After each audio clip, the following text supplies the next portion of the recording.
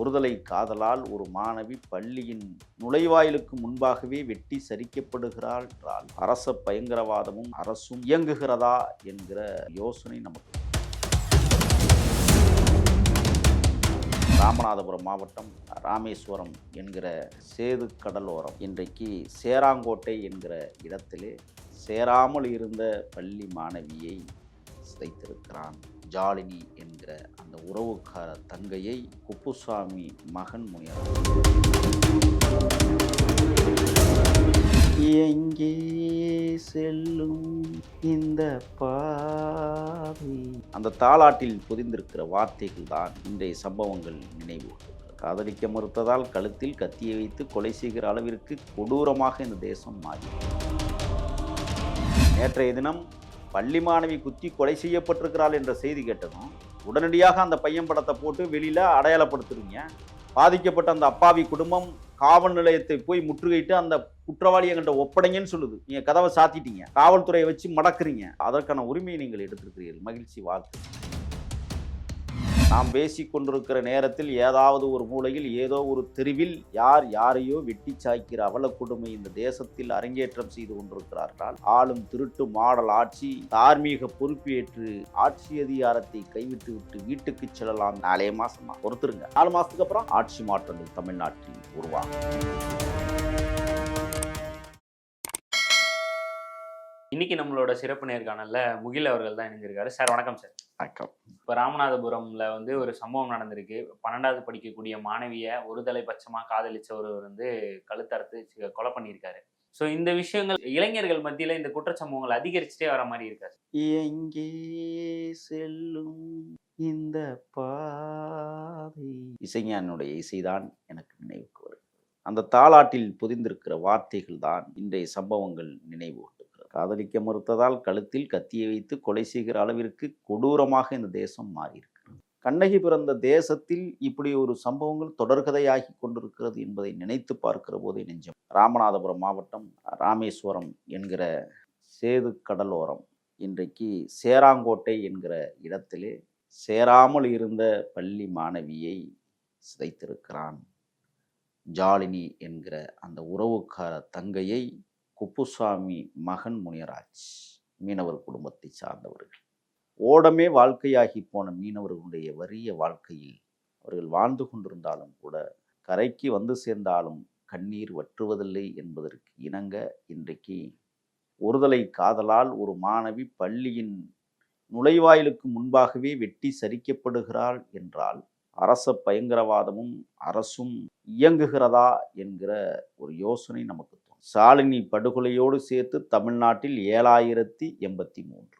நாம் பேசி கொண்டிருக்கிற நேரத்தில் ஏதாவது ஒரு மூலையில் ஏதோ ஒரு தெருவில் யார் யாரையோ வெட்டி சாய்க்கிற அவல கொடுமை இந்த தேசத்தில் அரங்கேற்றம் செய்து கொண்டிருக்கிறார்கள் என்றால் ஆளும் திருட்டு மாடல் ஆட்சி தார்மீக பொறுப்பேற்று ஆட்சி அதிகாரத்தை கைவிட்டு விட்டு வீட்டுக்கு செல்லலாம் என்று எண்ண தோன்றுகிறது. இவ்வளவு படுகொலைகளை தொடர்ச்சியாக நிகழ்த்துகிறார்கள். கிட்டத்தட்ட தமிழ்நாட்டில் 619வது இது போன்ற பாலியல் சிறுமி படுகொலைகள் நேற்று முடிந்திருக்கிறது. பாவம், 2 மகள்களை பெற்ற ஒரு மீனவன் மூத்த பிள்ளையாக இருக்கிற சாலினி படித்து தனக்கு சோறு ஊட்டுவாள் என்று எவ்வளவு பெருத்த கனவுகளோடு அவன் கடற்கரை அலைகளுக்கு மத்தியில் கண்ணுறங்காமல் தன் வாழ்வை நகர்த்தியிருப்பான் என்பதை யோசித்து பார்ப்பது மிக அரிதிலும் அரிதாக இருக்கிறது. ஆனால் ஒரு 8:30 மணிக்குள்ளாக இதயம் விளக்குற செய்தியாக தன் மகளை வெற்றி கொன்று விட்டார்கள் என்கிற கோரச் செய்தியை கேட்டதும் அந்த தகப்பனுக்கு எவ்வளவு பெரிய ஆத்திரமும் கோபமும் வந்திருக்கிறது என்பதை உணர முடிகிறது. முனியராஜை பல முறை கண்டித்திருக்கிறார். உறவுக்கார பையன் என்றாலும் இது ஒத்து வராது என்றுதான் சொல்லியிருக்கிறார். இதயத்தில் பச்சை குத்திய முனிராஜ் நெஞ்சத்திலும் உண்மையாகவே பச்சை குத்தி இருக்கிறான் சாலினி. ஒரு தீராத காதல் அவனுக்கென்று ஒரு வழி இருந்திருக்கிறது. அவன் பாதையில் நின்று பார்க்கிற போது அவன் தேர்ந்தெடுத்த முறை வேண்டுமானால் தவறாக இருக்கலாம், ஆனால் அவன் ஆசைப்பட்டது குற்றம் அல்ல. அந்த ஆசை கொலையில் போய் முடிகிறது என்றால் அதுவும் குற்றம் தான். இந்த மாதிரியான தைரியங்கள் எங்கிருந்து சார் வருது இந்த மாதிரி இளைஞர்கள் மத்தியில்? முதல்ல காவல்துறையினரே ஒரு கொலையை மூடி மறைப்பதற்கு பொம்மையை தூக்கி மாடியிலிருந்து போட்டு தற்கொலை என்று கொலை செய்யப்பட்டவளை கொண்டு வருகிற நிகழ்ச்சியெல்லாம் தமிழ்நாட்டில் நடைபெற்று கொண்டிருக்கிற போது சாமானியனுக்கு என்ன தோன்றும்? பரவாயில்ல, தற்கொலையையே இவர்கள் மூடி மறைக்கிறார்கள் அல்லது கொலையை மூடி மறைக்கிறார்கள் என்கிற எண்ணம் ஒவ்வொருத்தனுக்கும் வருகிற போது, ஏன் காவல்துறை சார்ந்தவர்களே பாலியல் இச்சைகளுக்கு உள்ளாக்கப்படுகிறார்கள் என்றால், நாம் ஏன் அதை செய்யக்கூடாது என்கிற எண்ணம் இன்றைக்கு எல்லோரிடத்திலும் வந்திருக்கிறது. சட்டத்தை பாதுகாக்கக்கூடியவர்களை சட்டத்தை மீறுகிற செயலால் இந்த அரசு தொடர்ச்சியாக வேடிக்கை பார்ப்பதை நாம் பார்க்க முடிகிறது. ஆனா சார், எல்லாத்துக்கும் அரசையே வந்து குற்றம் சாட்டுறதை வந்து ஏத்துக்க முடியாது. இந்த மாதிரி குற்றச்சம்பவங்கள் வந்து முந்தைய ஆட்சி காலத்திலயும் இருந்திருக்கு, எப்பவுமே இருந்துட்டு தான் இருந்திருக்கு. இப்ப இது குறைஞ்சிருக்கு அப்படின்லாம் சொல்றாங்க சார். அதெல்லாம் வாய்ப்பே இல்லை. உங்களுக்கு ஒரு பட்டியலை தருகிறேன். திராவிட முன்னேற்றக் கழகம் திருட்டு மாடல் ஆட்சியில் இதுவரை 217 குழந்தைகள் படுகொலை செய்யப்பட்டிருக்கிறார்கள். இது நான் சொல்லலை, என்சிஆர்பி அறிக்கையின் மூலமாக. திமுக ஆட்சி அமைந்ததிலிருந்து கிட்டத்தட்ட 7 பெண் குழந்தைகளுக்கு எதிரான பாலியல் வன்கொடுமைகள் செய்து கொலையும் செய்திருக்கிறார்கள். நேற்றைய தினம் நடந்தது பாலியல் வன்முறை அல்ல, ஆனால் படுகொலை. ஸ்டாலின் ஆட்சியில் 3 ஆண்டு காலத்தினுடைய நிலவர கணக்கின்படி என்சிஆர்பி வெளியிட்ட அறிக்கைகளின்படி 2023ஆம் ஆண்டில் மட்டும் தமிழ்நாட்டில் 631 விவசாயிகள் தற்கொலை செய்து கொண்டார்கள். 2022 738 என்றும் 2021 599 என்றும் என்சிஆர்பி சொல்கிறது. மொத்த விவசாயிகளுடைய தற்கொலை என்பது 1960 ஆண்டை தாண்டி இருக்கிறது. தற்கொலையில் டபுள் டிஸ்ட் அடிச்சிருக்கிறது தமிழ்நாடு. ஏடிஎஸ்ஐ அறிக்கையின்படி 2023 நாட்டில் மொத்தம் 1,71,418 தற்கொலைகள் நடந்துள்ளதாகவும், இது 1 லட்சம் மக்களுக்கு என்று பார்க்கிற போது சூசைட் ரேட் 12.3% என்று இந்திய அளவில் எடுக்கப்பட்டிருக்கிற கணக்கின்படி தமிழ்நாட்டை நீங்கள் பார்த்திருக்கிறீர்களே, ஆனால் தற்கொலையினுடைய எண்ணிக்கை 19,843. 1 லட்சம் மக்கள் தொகைக்கு கிட்டத்தட்ட சராசரியான சூசைட் ரேட்டு வந்து 25.3%. ஆக நாட்டின் சராசரி 2 மடங்கை நாட்டிலேயே தற்கொலையில் 2ஆம் இடத்தை பெற்றிருக்கிறது தமிழ்நாடு என்றால், ஆண்டுக்கு 67 குழந்தைகள் படுகொலை செய்யப்படுகிறார்கள் ஒரு வருஷத்துக்கு. தேசிய குற்ற ஆவண காப்பகம் என்சிஆர்பி அறிக்கையின்படி 2023 மட்டும் 67 குழந்தைகள் படுகொலை செய்யப்பட்டிருக்கிறார்கள். அதில் 2 பாலியல் வன்கொடுமை அடங்கும். 60.66% அதிகரித்துள்ள குழந்தைகளுக்கு எதிரான குற்றங்கள் 2026 அனைத்து இந்திய அண்ணா திராவிட முன்னேற்ற கழக ஆட்சியில் 4338 இருந்த குழந்தைகளுக்கு எதிரான குற்றங்கள் இன்றைக்கு 60.66% உயர்ந்து 6968 உயர்ந்திருக்கிறது என்றால், இந்த ஆட்சி முறைக்கு பெயர் என்ன என்று நான் கேட்கிறேன். காவல்துறையே, சட்டத்தை கையில் வைத்திருக்கிற காவல்துறையே கிட்டத்தட்ட காம கொடூரர்களாக சில பேர் அங்கே பயணிப்பதால் தான் ஒட்டுமொத்த காவல்துறைக்கும் களங்கமும் குற்றமும் வருகிறது என்றால், 18/1/2025 இந்த வருஷத்துக்குள்ள மட்டும் நான் படிக்கிறேன். கரூரில் இருக்கிற ஒரு காவல் பொறிக்கு இளவரசன் என்கிறவன் 16 வயது பெண்ணுக்கு பாலியல் வன்கொடுமை செய்து போக்சோ சட்டத்தில் கைது செய்யப்பட்டிருக்கிறான். இந்த ஆண்டு மட்டும் போக்சோ சட்டத்தில் கைது செய்யப்பட்ட காவலர்களுடைய எண்ணிக்கை 8. 1/2/2025 சென்னை பட்டினப்பாக்கம் பொறுக்கி காவலர் ராமன் என்கிற அயோக்கியன் 13 வயது சிறுமிக்கு பாலியல் வன்கொடுமை. இந்த சொல்ற தரவுகளின் அடிப்படையில வந்து காவல்துறையின் மீது பயம் இல்லாத காரணமும் காவல்துறையே வந்து இங்க தவறா இருக்குன்ற ஒரு கருத்தை வைக்கிறீங்களா சார்? காவல்துறை பார்த்து பயப்பட வேண்டிய அவசியம் என்ன இருக்கு?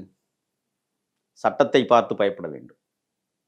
சட்டம் சரியாக இருக்கிறது. சட்டத்தை நடைமுறைப்படுத்தக்கூடியவர்கள் ஒரு சில பேர் அயோக்கியர்களாக இருக்கிற போது இது போன்ற தாராளமாக படுகொலை நிகழ்வுகள் நடந்தேறிக்கணும். நான் என்ன கேட்குறேன்னா, போலீஸுக்கு என்னைக்கு மரியாதை இல்லாமல் போச்சுன்னு தெரியுமா உங்களுக்கு? சட்டத்தை அவன் கையில் வைத்திருப்பதால் அவனுக்கு வணக்கம் செலுத்த வேண்டிய சூழல் இருக்கிறது. சட்டத்தை அவன் நடைமுறைப்படுத்துகிறான் என்பதற்காக அவனிடத்துல ஒரு பார்த்தால் பயந்து சிட்டைனாவே கொஞ்சம் அச்சம் இருப்பதற்கு காரணம் அவனை பார்த்து அல்ல. பொய் வழக்கு போட்டுருவானோ, உள்ள தள்ளிடுவானோ, நிறைய பொய் வழக்குகளை இன்றைக்கு போடப்பட்டிருக்கிறது. இந்த ஆட்சியில மட்டும்தான் நடக்குதுன்னு எப்படி சார் சொல்ல முடியும்? எல்லா ஆட்சியிலும் நடக்கிறது என்றாலும் கூட இந்த ஆட்சியில் கூடுதலாக நடக்கிறது. இன்னொன்று என்னன்னா, இந்த ஆட்சி ரொம்ப பொய்யா சொல்லி சமூக நீதிங்கிறது, சமத்துவம்ங்கிறது, நாங்கள் மதுவை ஒழிப்போம்ங்கிறது, நீட்டை ஒழித்தே தீர்வோம் என்கிறது, வெறும் பொய்யா சொல்லி குழந்தைகளுக்கான பாதுகாப்பை உறுதி செய்வோம், பெண்களுக்கு உரிய மரியாதை கொடுப்போம், ஒரு மண்ணாங்கட்டியும் கிடையாது தமிழ்நாட்டில்.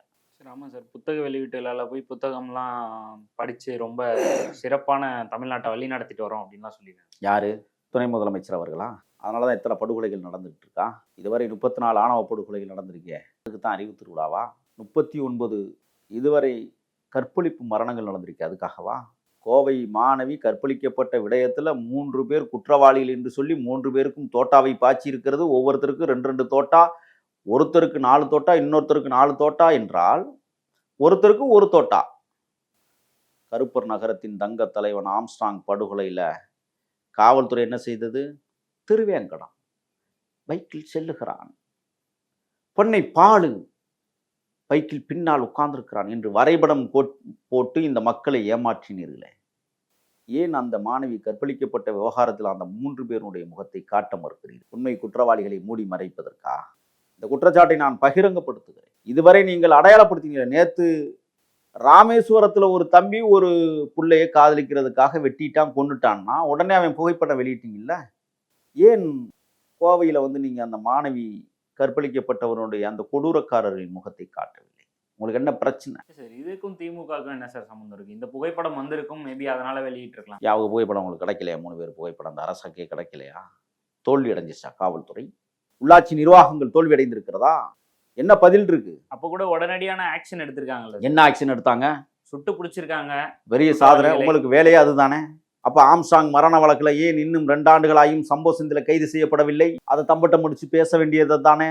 அதுக்கு கீழே ஒரு வக்கீல் இன்னும் மாட்டாம இருக்கிறானே, அவனை ஏன் பிடிக்கல?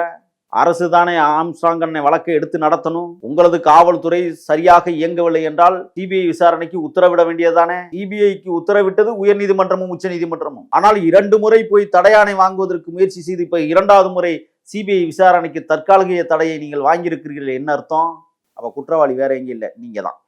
அதனாலதான் நீங்க உச்ச நீதிமன்றம் போய் தடையை வாங்கியிருக்கிறீங்க. ஒத்துக்கிறீங்களா? அதை மட்டும் ஏன் பேச மாட்டேங்கிறீங்க? 4 மாசம் தான் பொறுத்துருங்க. 4 மாசத்துக்கு அப்புறம் ஆட்சி மாற்றங்கள் தமிழ்நாட்டில் உருவாகும். அப்பொழுது அண்ணன் ஆம்ஸ்ட்ராங் வழக்கு மட்டுமல்ல, கோவை மாணவி கற்பழிப்பு வழக்கில் சம்பந்தப்பட்ட அந்த 3 முக்கிய குற்றவாளிகளின் முகத்தையும் காண்பிக்கப்படும். நான் கேட்கிறேன், அண்ணா பல்கலைக்கழக மாணவி கற்பழிக்கப்பட்டதற்கு பிறகு அந்த குற்றவாளியை முழு உருவப்படத்தை காட்டினீங்கல்ல. ஏன் இந்த மாணவி கற்பழிப்பு சம்பவத்தில் அந்த 3 அயோக்கியர்களை நீங்கள் காட்டவில்லை? 3 பேரா 4 பேரா? அப்ப நீங்க எதையும் மறைக்கிறீங்க. சரி, இந்த 3 பேரை இயக்குனது பெரிய அரசியல் தலைவர் உங்க கட்சிக்காரனா? அதனாலதான் மறைக்கிறீங்களா? இதெல்லாம் கேள்வி எழுதுல்ல. அப்ப முக்கியமான உங்க கட்சி பிரமுகர் தான் இங்க அந்த கற்பழிப்பு சம்பவத்தை நடத்தினானா? அந்த 3 பேரும் பகடக்காயா? ஆகையால அவங்க முகத்தை காட்டக்கூடாதுன்னு மறைக்கிறீங்களா? என்ன என்ன உங்களுக்கு என்ன பிரச்சனை? நேற்றைய தினம் பள்ளி மாணவி குத்தி கொலை செய்யப்பட்டிருக்கிறாள் என்ற செய்தி கேட்டதும் உடனடியாக அந்த பையன் படத்தை போட்டு வெளியில அடையாளப்படுத்துறீங்க. பாதிக்கப்பட்ட அந்த அப்பாவி குடும்பம் காவல் நிலையத்தை போய் முற்றுகையிட்டு அந்த குற்றவாளி என்கிட்ட ஒப்படைங்கன்னு சொல்லுது. நீங்க கதவை சாத்திட்டீங்க, காவல்துறையை வச்சு மடக்குறீங்க. சரிங்களா? அதற்கான உரிமையை நீங்கள் எடுத்திருக்கிறீர்கள். மகிழ்ச்சி, வாழ்த்துக்கள். குற்றவாளியை கையில ஒப்படைச்சிருந்தா என்ன ஆயிருக்கும்? அடிச்சே கொண்டிருப்பானுங்க. அவ்வளவு ஆத்திரத்துல நேற்று அங்க அந்த அப்பாவி மக்கள் போராடுகிறார்கள். தொடர்ச்சியாக தமிழ்நாட்டில் ஆணவ படுகொலைகள் மட்டுமல்ல, தினந்தோறும் படுகொலைகள் நடத்துவதை ஏற்றுக்கொள்ள முடியாது. ஆட்சி நிர்வாகம் முழுவதுமாக தோல்வியடைந்து தமிழ்நாட்டில் பெண்களுக்கான பாதுகாப்பை உறுதி செய்யப்படாமல், குறிப்பாக பெண்களை இழிவுபடுத்துகிற நோக்கத்தோடு, பெண்கள் பாதுகாக்கப்பட வேண்டிய இடத்தில் ஆட்சி தேவை. அதுக்காக 1000 ரூபாய் கொடுத்துட்டோம்ங்கிறதுக்காக, இலவச பேருந்து திட்டத்தை மகளிருக்கு கொடுத்துட்டோம்ங்கிறதுக்காக நீங்க மிகச்சிறந்த ஆட்சியை நடத்தி கொண்டிருக்கிறீர்கள் என்றெல்லாம் பம்மட்டம் அடித்துக் கொள்ளக்கூடாது. அதை விட 100 மடங்கு பெண்கள் இங்கே பாதுகாப்பு இல்லாத சூழலை உருவாக்கி இருக்கிறது. ஆகையால் ஆட்சி மாற்றம் விரைவில் வரும். அனைத்து பிரச்சனைகளுக்கும் ஒரு முடிவு வரும். சார், தொடர்ச்சி ஆட்சி மாற்றம் வரும்னு சொல்லிக்கிட்டு இருக்கோம் இல்லையா? ஸோ பட் கூட்டணி ரொம்பவும் ஸ்ட்ராங்காக இருக்குது திமுகவுடைய கூட்டணி. ஏன்னா இப்போ காங்கிரஸ் இருக்காங்க. நேற்று கூட திருமாவளவன் அவர்கள் என்ன சொல்லியிருக்காருன்னா, இந்த மாதிரி நாங்கள் தொடருவோம், கூட்டணியில் கண்டிப்பாக தொடருவோம் அப்படின்ற மாதிரியான அறிக்கைகள்லாம் சொல்கிறாங்க. திமுக கூட்டணியில் எதுவும் பிளவு வர்றதுக்கான வாய்ப்பு இருக்கா? ஏன்னா காங்கிரஸ் ஒரு பக்கம் தாவேகாவுடன் பேச்சுவார்த்தை நடத்துகிறார்கள் அப்படின்ற மாதிரியான தகவல்கள்லாம் வெளியாகி இருக்கு. ஸோ அதற்கு எதுவும் வாய்ப்பு இருக்கா சார்? திராவிட முன்னேற்ற கழக கூட்டணி உடைய இருக்கிறது, மாற்றமில்லை. காங்கிரஸ் பேர் இயக்கம் தாவேக்கோடு கூட்டு சேருவதற்கான எல்லா ஏற்பாடுகளும் முடிந்துவிட்டது. மதிப்பிற்குரிய எழுச்சி தமிழர் அண்ணன் திருமா அவர்கள் கூட்டணியில் தான் நீடிப்போம் என்று அவர் சொல்லுகிறார். தை பிறந்தால் வழி பிறக்கும். அது மட்டும் இல்லை, அந்த கட்சியினுடைய பொதுச் செயலாளர்ங்கிற ஒருத்தர் இருக்கிறார். அவர் ஒரு கோமாளி. கட்சி கரவேட்டி கட்ட மாட்டார், கட்சி காரில் கொடி கட்ட மாட்டார். ஆனால் மாநில பொதுச் செயலாளர் யார்? இந்த ரவிக்குமார்னு ஒருத்தர். தெரியுமில்ல உங்களுக்கு? அவர் ஒரு ஸ்டேட்மெண்ட்டை நேற்று வெளியிடுறார். நாங்கள் இப்பொழுது ஆட்சியிலும் அதிகாரத்திலும் பங்கு கொள்ள மாட்டோம். அப்போ இப்போ 99 வருஷத்துக்கு விடுதலை சிறுத்தைகள் என்ன திராவிட முன்னேற்ற கழகத்திற்கு குத்தகைக்கு எழுதி கொடுத்துருக்கா? கட்சி தொண்டமுறம் புலங்காகிதம் அடைந்து கொண்டிருக்கிறார் என்பதை அந்த தலைவர் பெருமக்கள் உணராமல் இருக்கிறார்கள். எத்தனை ஆண்டு காலம் அடிமையாக நீங்கள் 4 சீட்டுக்கும் 6 சீட்டுக்கும் போய் கிடப்பீங்க. காங்கிரஸ் என்கிற இந்தியாவில் பேரியக்கமாக இருக்கலாம். தமிழ்நாட்டில் அது ஒரு சின்னஞ்சிறிய கட்சி. ஊருக்கு 2 பேர் இருப்பதே அபூர்வமான கட்சி. ஆனால் அவர்களுக்கு தமிழ்நாட்டிலே 36 சீட்டுகளை கொடுத்து ஒதுக்கினீர்கள். விடுதலை சிறுத்தைகளுக்கு வெறும் 6 தொகுதியை ஒப்படைத்தீர்கள். ஆனால் காங்கிரசும் விடுதலை சிறுத்தைகளும் நீங்கள் ஈக்குவல் பண்ணி பார்த்தீங்கன்னா, விடுதலை சிறுத்தைகள் பல மடங்கு காங்கிரஸோடு பெரிய இயக்கம். மட்டம் தட்டினீர்கள். எனக்கு தெரிஞ்சு திராவிட முன்னேற்றக் கழகம் விடுதலை சிறுத்தைகளை தொடர்ந்து வஞ்சித்து அவர்களுடைய ஆற்றல் மிகு வேலை திட்டங்களை உறிஞ்சி கொடுத்து ஆட்சி அதிகாரத்தில் உட்காருவதற்கான அனைத்து வேலைகளையும் திமுக செய்திருப்பதை விடுதலை சிறுத்தைகள் உணராமல் இல்லை. 139 கொடிக்கம்பங்கள் வீழ்த்தப்பட்டிருக்கிறது தமிழ்நாட்டில். 3000த்திற்கும் மேற்பட்ட பதாகைகள் கிழிக்கப்பட்டு வெட்டி வீசப்பட்டிருக்கிறது விடுதலை சிறுத்தைகள் பதாகைகள். அண்மையில் திருச்சியில் கூட கிழிச்சான். KN பாதுகாத்துவிட்டு திருமாவளவன் என்கிற அந்த படத்தை கத்தி போட்டு கிழித்து விட்டு சாணி அடிச்சு வச்சுட்டு போயிட்டான். மாட்டுச்சாணத்தை அடிப்பது ஒன்றும் பெரிய குற்றம் அல்ல. மனித கழிவியாக ஊத்தினால்தான் குற்றம். இந்த ஆட்சியாளர்கள் மனித கழிவையும் ஒரு பத்திரிகையாளர் வீட்டிலே கொண்டு போய் ஊத்தினார்கள். மாட்டுச்சாணி அடிப்பது என்பது அவர்களுக்கு கைவந்த கலை. அந்த அமைச்சர் முகத்தின் மீது சாணி வீசாதவர்கள் அண்ணன் திருமாமுகத்தின் மீது சாணியை வீசியிருக்கிறார்கள் என்றால் திராவிட முன்னேற்ற கழகத்தை சார்ந்தவர்கள் தான் வீசியிருக்கிறார்கள் என்பதை விடுதலை சிறுத்தைகள் உணர வேண்டும். அந்த மாபெரும் மகத்தான மக்கள் தலைவன் திருமாவின் முகத்தை கிழித்தவர்கள் திராவிட முன்னேற்ற கழகத்தை சார்ந்தவர்கள்.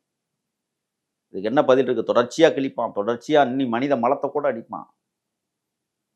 ஆனால் யாருக்கும் அடிமை இல்லை என்று சொல்லுகிற மகத்தான தலைவர் எழுச்சி தமிழர் அவர்கள் ஒரு கட்சிக்கு அடிமையாகி கொண்டிருப்பதுதான் மனவேதனையை எமக்கு தருகிறது. கேட்டால் அது சாதுரியமான அரசியல் முன்னெடுப்பின் அதிகாரத்தை கைப்பற்றுவதற்கான கூட்டணி என்றெல்லாம் பேசுவார்கள். 2026 திராவிட முன்னேற்ற கழகம் ஆட்சியை ருசிப்பதும் அதிகாரத்தை ருசிப்பதும் இறுதி ஆண்டு. எழுதி வைத்துக் கொள்ளுங்கள் சார். பீகார் தேர்தலுக்கு பிறகு காங்கிரஸ்க்கு கம்மியான சீட்டு தான் ஒதுக்க முடியும் அப்படின்ற மாதிரியான பேச்சுவார்த்தைகள்லாம் உள்ள போயிட்டு இருக்கு. தொடர்ந்து தோல்வியை சந்திச்சுட்டு வராங்க. ஒரு தேசிய கட்சியான காங்கிரஸ் தொடர் தோல்வியா சந்திச்சுட்டு வர்றதுனால இந்த வாட்டி தமிழ்நாட்டில் சீட்டுகள் கம்மியாக தான் வழங்கப்படும் சொல்லியிருக்காங்க. பீகார் என்கிற பிற்போக்கு மாநிலத்தில் காங்கிரஸ் தோல்வியடைந்திருக்கலாம். அங்கே இருக்கிற மக்களுடைய நிலைப்பாடு, பெண்களுக்கு 10,000 ரூபாய் கொடுத்து விட்டார் நிதிஷ்குமார். 1,90,000 எப்பொழுது கொடுக்க போகிறார் என்கிற கேள்வி திட்டமும் இருக்கிறது. பெண்களுக்கு தொழில் முனைவோர் திட்டத்திற்காக கொடுக்கப்பட்ட தொகை என்பதை பெண்கள் வாங்கி கொண்டு 10,000 ரூபாய்க்கு பள்ளியிலித்து ஓட்டு போட்டு விட்டார்கள். தமிழ்நாட்டில் அது ஒரு நிலைமையை உருவாக்க திராவிட முன்னேற்ற கழகம் முயற்சிக்கும். காங்கிரஸ்க்கு அப்போ கம்மியா சீட் கொடுக்கறதுக்கான வாய்ப்புகள் இருக்கா? நிச்சயமா இருக்கு. ஏன்னா அதனாலதான் அவங்க கூட்டணி. இது முற்போக்கு மாநிலம். தந்தை பெரியார் பெருந்தகை பேரறிஞர் அண்ணா உருவாக்கிய நிலம், கட்டமைத்த நிலம். திருவள்ளுவரும் அயோத்திதாச பண்டிதரும் ஔவையாரும் வட்டமலை சீனிவாசனும் செதுக்கிய புண்ணிய நிலம் இந்த மண். மக்கள் அறிவார்ந்த மக்கள். அவர்களுக்கு யாருக்கு எங்கே எப்போ செக் வைக்கணுங்கிறது நல்லாவே தெரியும். காங்கிரஸ் பேரியக்கத்தை தமிழ்நாட்டிலிருந்து துடைத்திருந்த பெருமை தமிழர்களுக்கு உண்டு. ஆனால் அதே காங்கிரஸை தமிழர்கள் தலை தூக்குவதற்கான வாய்ப்பும் இல்லை. ஆனால் அகில இந்திய அளவில் இன்றைக்கு மிகப்பெரிய எதிர்க்கட்சியாக இருக்கிற அந்த இயக்கம் தமிழ்நாட்டில் தன் நிலையை இறுதிப்படுத்திக் கொள்ள வேண்டும் என்பதற்காக அதிகாரத்திலும் பங்கு, ஆட்சியிலும் பங்கு என்கிற நிலைப்பாட்டிற்கு யார் முன் வருகிறார்களோ அவர்களுடன் கூட்டிச் சேரலாம் என்கிற நிலைப்பாட்டை எடுத்தது மட்டுமல்ல, கேரளாவில் தமிழக வெற்றிக் கழகம் தலை தோங்கி நிற்கிறது. பாண்டிச்சேரியில் தமிழக வெற்றிக் கழகம் பசுமையாகி கிடக்கிறது. ஆகையால் 2 மாநிலத்தையும் காங்கிரஸ் குறிவைக்கிறது. அந்த 2 மாநிலங்களும் காங்கிரஸ் வலுவாக இருக்கிறது. அந்த அடிப்படையில் தமிழக வெற்றிக் கழகத்தோடு இணைந்தால் ஆட்சியிலும் அதிகாரத்திலும் தமிழகத்தில் பங்கு, பாண்டிச்சேரியில் ஆட்சி அதிகாரம், கேரளாவில் ஆட்சி அதிகாரம் என்கிற நிலைப்பாட்டிற்கு காங்கிரஸ் வருவதால் திராவிட முன்னேற்ற கழகம் கேரளாவில் ஒன்றும் கட்சியே கிடையாதுங்க. பாண்டிச்சேரியில் கட்சி இருக்கிறது மாதிரி நடிச்சுக்கிறாங்க. ஆக 3 மாநிலத்தை குறிவைக்கிற பேரியக்கமாக காங்கிரஸ் இருப்பதால் தாவேகாவுடன் கூட்டணி அமைப்பதில் எந்தவித சிக்கலும் கிடையாது. விரைவில் அதற்கான ஒப்பந்தங்கள் நிறைவேறும் என்று நான் நம்புகிறேன். காங்கிரஸ் பேரியக்கம் திமுக கூட்டணியிலிருந்து வெளியேறுகிற போது விடுதலை சிறுத்தைகளும் வெளியேறும் என்கிற அசைக்க முடியாத நம்பிக்கை எனக்கு உண்டு. தொடர்ச்சியா தாவேகாவுக்கு தான் பெரிய பாதிப்பு ஏற்படுத்த அந்த பாதிப்பை உருவாக்குவார்கள் என்கிற நம்பிக்கையில் தான் இன்றைக்கு வாரியர்ஸ் தம்பிகள் களத்தில் இறங்கியிருக்கிறாங்க. ஏன்னா எல்லாம் புதிய வாக்காளர்கள், 1.5 கோடி இளைஞர்கள் இன்றைக்கு வாக்களிக்க தயாராகி கொண்டிருக்கிறார்கள். இந்த 1.5 கோடி வாக்கும் வேற எங்கேயும் போகாது. தமிழக வெற்றி கழகத்திற்குத்தான் வரும் என்பதில் அசாத்தியான நம்பிக்கை மட்டுமல்ல, தமிழர்களுடைய எண்ணமும் அதுதான். ஆகையால் தமிழக வெற்றி கழகத்திற்கு இன்றைக்கு கிடைத்திருக்கிற நல்வாய்ப்பு, எஸ்ஐஆர் பணிகளை கண்காணிக்க தலைவர் உத்தரவிட்டிருக்கிறார் என்றால், சின்ன குழந்தை இவ்வளவு அறிவுபூர்வமா களத்துக்கு வந்து 75 வயது முதிர்ந்தவரோடு போராடுகிற இடத்தில் 2 வயது குழந்தை பயணிக்கிறது என்றால், தமிழ்நாடு ஒரு அரசியல் புதிய பரிணாமத்தை பெற்றிருக்கிறது. தமிழ்நாட்டில் தமிழகம் தோறும், தமிழர் வீதிகளில் தோறும் தமிழக வெற்றி கழகம் தன் வேலையை தொடங்கியிருக்கிறது. எஸ்ஐஆர் திராவிட முன்னேற்றக் கழகத்திற்கு முன்பாக உங்கள் ஆட்சாபயங்கள் பலிக்காது, உங்களுடைய ஆசைகள் நிறைவேறாது. நிச்சயமாக தமிழக வெற்றி கழகம் உங்களை அடித்து தூளாக்கும் என்பதில் அசாத்தியான நம்பிக்கை எனக்கு உண்டு. தொடர்ந்து பேசுவோம் சார். நன்றி. நன்றி.